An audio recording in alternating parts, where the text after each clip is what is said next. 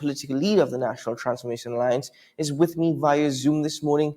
He is Gary Griffith. Good morning, sir. Welcome to the program. Hi, good morning. Good morning to you and to your many viewers. Well, thank you very much for joining me. Mr. Griffith, simple, the National Transformation Alliance, a party that was formed, as mentioned, for transformation, to break a two-party system here in Trinidad and Tobago, that notion of it's only two parties that can change Trinidad and Tobago. So why form this coalition, this partnership with the United National Congress? Well, when we first started, just listen to the name of the party. It is for transformation of minds, transformation of the type of politics we've seen in this country by trying to get persons to work together. And that is why you have the alliance in the National Transformation Alliance. This was always the set plan, not for us to form a political party and turn it into some type of a lodge where it is that we must feel that we are better than anyone else and we must go that straight path and ignore all other political parties. What we've always seen is something that the country wanted dearly since 1986 with the NAR. And we here are trying to find a way, an avenue to unite the country, to build the country. The present government, what they've done well is divide and conquer. They want to continue to divide the country. You cannot expect to be a prime minister and you want to lead a country, but you arguably hate half of the country. So the National Transformation Alliance, this so-called third constituency has been going on for decades. It started with the ONR with 91,000 votes. It then went, that was in 1981, 1991. It then went to the NAR, 127,000 votes. 16 years later, in 2007, it moved up to 147,000 votes with the Congress of the People.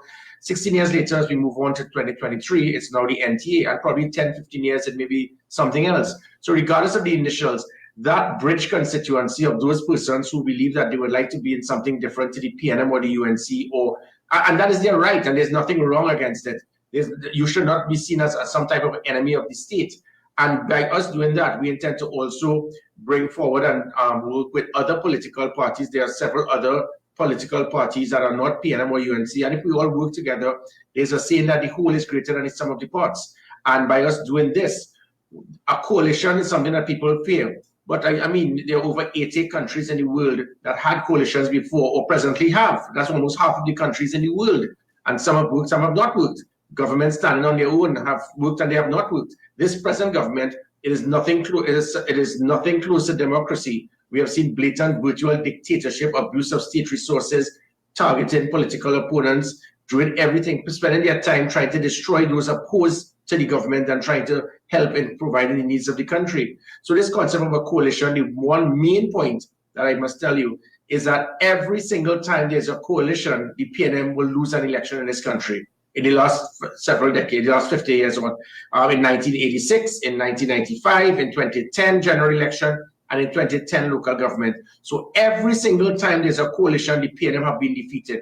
Every single time there's not a coalition and all the other parties go on their own, the PNM wins every single time, bar one, and that lasted just a few months. So the maths is there, and if it is that anyone has any concern about it, it means that they would like to keep Keith Rowley in government. Well, every time there's been a coalition, the People's National Movement has been defeated. But following that, the coalition tends to break up. And some of those political parties, well, they still are there, but people in Trinidad and Tobago tend to forget they exist simply because of just where they are at. For example, the Congress of the People, of which you just mentioned. So could this be make or break for the NTA?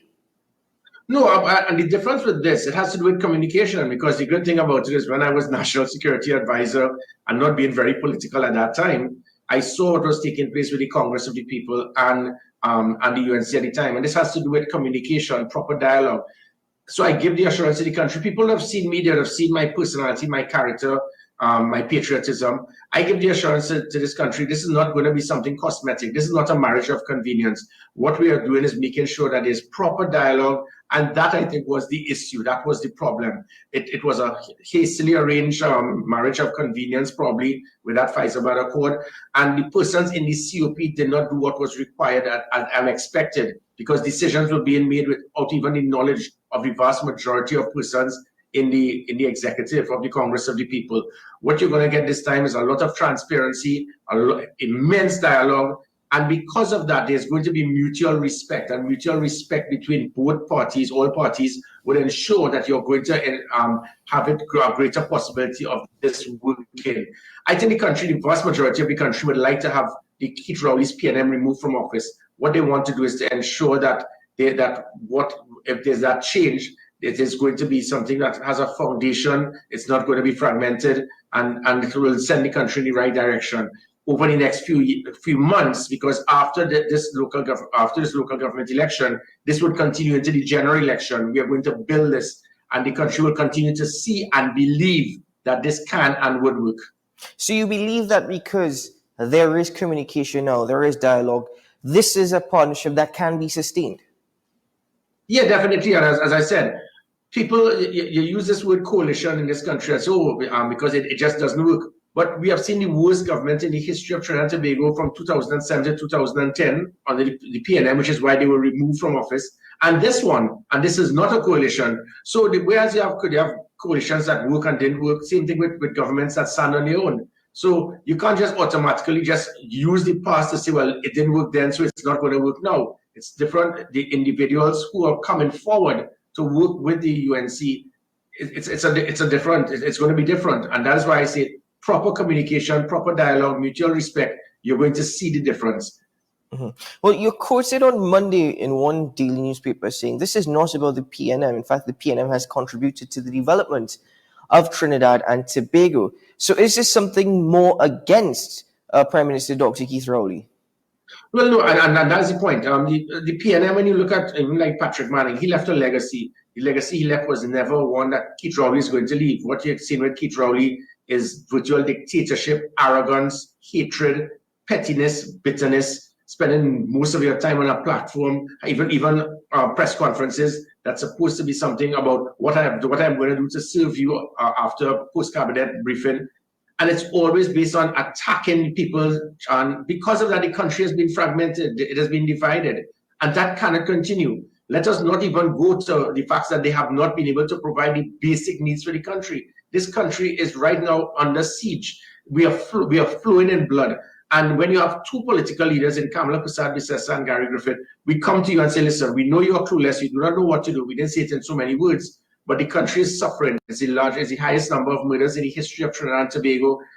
We are here to help you in that. Kamala Persad-Bissessar, as the Prime Minister then, it was the highest reduction in serious crime in, I think, in 30 years. And then Gary Griffith, being the Commissioner of Police, in my last year, it was the highest reduction in murders in 17 years. We are willing to help you. And this man could disregard that, says, I don't care, you're not a PNM, we do not want your help. And people are actually applauding that. So let us not be fooled to feel that the PNM is totally down and out. You're still going to get 200,000 persons that will say, I do not care if it is that my wife can be killed, that my daughter could be raped, that my son could be kidnapped. I don't care. Let the blood flow. I have to support Keith Rowley blindly. That is sad. But the fact of the matter is the vast majority want positive change. And by doing this, so it is not about trying to remove Keith Rowley. It's just that the country needs good governance. The country needs to breathe and to be able to build back, to unite. The hatred, the division, the bitterness has all been taking place because of one man, and this cannot continue. So if we all work together, we circle the wagons, we can and would do it. Could you speak to me now about the evolution of your relationship with the opposition leader, Kamala Persad-Bissessar, and even your relationship with the United National Congress, following your stint as Minister of National Security during the People's Partnership government, your appointment as Commissioner of Police, and your subsequent end to term in office as Commissioner of Police, and the formation of the National Transformation Alliance? Well, again, there's always been mutual respect. I've always had a good working relationship and communicating with the leader of the opposition. I was obviously I have to do so, and likewise, even with the PNM, there have been very senior ministers in the People's National Movement that I would have communicated with as Minister of National Security, after being President, whilst being Commissioner of Police, and after. And that should not change. That is not going to change because and that is the problem. We believe that because this person has a different party card, that person cannot associate themselves with me or anyone else. And that is how this and it's all because of one man. This has never happened before in the history of Trinidad and Tobago. You'd have seen Patrick Manning and Basdio Pandey hand in hand, working together, socializing. And that, so even though we may have different party views, we are all citizens of this great country. But this, and even Kamala Prasad Bissessa, never once has she shown that type of bitterness and hatred and animosity. But Keith Rowley alone does it. Every time the man speaks, and you know when he's going to lose it. He starts off as a diplomat, and as soon as his head starts doing this, you know that's it. He has lost it. And then he just trips. You cannot have someone leading like this. You've got to understand that, as I continue to say, you cannot want to lead a country if it is you continue to show that you hate half of the country. So I will continue to have a good working relationship with persons on either sides of the political fence, because they are not the enemy. And this perception that you are the enemy and we must try to destroy you, and that is sad. The PNM, because of Keith Rowley, they spend more time, more resources trying to target political opponents and trying to deal with the issues of Trinidad and Tobago. Even when he was Prime Minister, he spent more time communicating with me to find out about matters involving political opponents rather than what are we going to do to secure our borders? What are we going to do to stop gangs? How are we going to reduce white-collar crime? That is what your focus should be on. But if your target and your whole thing is, listen, we know we are incompetent, but let's just find something to state that that other side is corrupt and get them arrested, that cannot be how you run a government. If you do that, it becomes a country of dictatorship. In your opinion, as political leader of the NTA, how crucial do you think these elections are, especially in the lead up to general elections in 2025? I have called this the mother of all local government elections. And the reason I've stated that is that this is a very critical election, because what happens here is going to act as a precursor towards what will take place in the general election, even though it could be much worse for the PNM. If you recall, with Keith Rowley, after being annihilated in Tobago, if this year he's defeated in this, it's going to spell the beginning of the end for Keith Rowley. So that's one. Secondly, it is the first time in the history of Trinidad and Tobago that a national election is being held against the will of a government. The government has been forced to call this election because of the courts. That is serious. And because of that, that gives even more credence to justify why independent observers should be here. And so that is why I said this is so important as a local government election. And I expect that because of that, that turnout is going to be much higher than we usually see, because people are aware of the chips that are on the table that can make or break Keith Rowley. So then you genuinely think that the Prime Minister and by extension the PNM sees this more unified approach as a significant threat?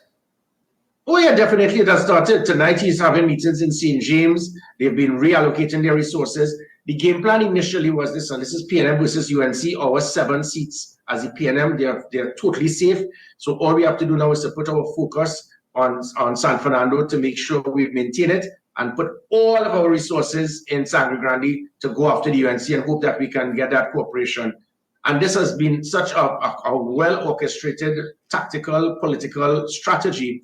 By this happening now, they are in panic mode. Over the last 96 hours, there have been emergency meetings by the PNM. They have to reallocate their resources in Diego Martin, in Point Fortin, in Arima, even in Port of Spain, because certain seats. That's why Keith Rowley, you can think Keith Rowley will have a meeting in St. James, in an area where he knows that it's usually so safe that they would win. That coalition, again, when you look at the data, in 2010, when the Congress of the People's 147,000 votes joined with the UNC's 200,000 odd votes, it took 4 corporations that the PNM usually kept, which would have been Diego Martin, Rima, Tunapuna, and San Fernando. So it would have been 11-3. Now it's 7-7. So now they have to reallocate, and even Point Fortin has now come into the play. So with that now, even like in military strategy, when you put all your resources to go after one area, now because you realize you might lose land in other areas, you lose ground, you now have to reallocate your resources. And by doing that, it has put them now in a position of concern, because they may very well even lose San Fernando. Mm-hmm. So what was the focus in terms of the decision making with regards to the corporations, the I suppose districts that the NTA will be targeting? as the UNC will be targeting? Because the focus is on Diego Martin, Tunapuna Piarco, San Juan Laventil, Point Fortin, Port of Spain. What was the thinking behind targeting these particular corporations? Anarima. Yeah. The corridor. So we take the corridor. The UNC maintains and holds their areas in central and southern Trinidad and Tobago. So again, it's very tactical. It is very strategic. Persons told me that we should have demanded safe seats. No, this political party is a party that is just a few months old. We are going to make ourselves relevant. We are going to earn the respect of Trinidad and Tobago, not to ask for handouts from any other political party. There's a very good strategic accommodation between us and the UNC. And again, if the UNC has these seats, let them hold on to it. And we will go after that corridor, that area, especially, and that is where it is you have the majority of those persons who are not PNM or UNC till they die. So that is the concept of operations here. So this is along the line, central and south, it is Kamla versus Rowley. And the corridor, it is Gary versus Rowley. You choose. Mm-hmm. Now, how do you respond to the assessment by Professor Hamid Ghani? He's suggesting that the NTA-UNC relationship could actually give the People's National Movement the edge in the way that aldermen are actually chosen. This seat-splitting arrangement will actually diminish the actual votes that the UNC and NTA have towards the allocations of aldermen. Yeah, my personal view is that that whole process with the alderman thing, it really has to be rectified. It is not something that is ideal when you look at the concept of democracy and looking at third parties. But having said that, the focus is seat allocation. The UNC could have easily done what they did in 2010 and given all of these seats to for like what they did for Point Fortin, Diego Martin, well not Diego, Point Fortin or Remo, and they could have given all these seats to the NTA. But because of this alderman situation, it is untidy. It does not, in fact, but the alderman situation is not going to be the factor for us to put focus on. Our focus is on winning seats. And also, the UNC had to be very careful where it is a national party. And if it is that you just give up certain corporations, obviously there would have been that talk that, oh, look, you're no longer a national party. So the UNC must keep certain places to show that, listen, we are a national party and we have not given up any corporation. So that is why they have representation in all the corporations, because granted, whether you like it or not, that is the major political party. But us now, as I said, the whole is greater than the sum of the parts. So us being in there, if it is that it may affect the selection of an alderman or two, it is a sacrifice and something that we are prepared to give up for the bigger picture. The bigger picture is to ensure that the PNM is going to be defeated in three categories. One, the number of corporations. Two, the number of seats. And three, the number of votes. Mm-hmm. Now, whatever we would like to call it, a partnership, a coalition, an alliance, whatever it may be, the mere fact is you said you believe it can work because there is communication as compared to the partnership of 2010 to 2015. However, with all that being said, though it is the political leader of the National Transformation Alliance and the United National Congress, Kamla Prasad-Busesa, who is the true leader going forward of this particular alliance and relationship? Well, time will tell. I mean, at this time, when it is you, suppose we bring in, so I'm just saying, I don't want people to criticize me. Suppose the PDP, the MSJ, the COP, HOPE, the ABC or the XYZ comes in. You never know what is going to happen. At this time, there is a major political party, so you have to give respect and recognition to the leader of that political party.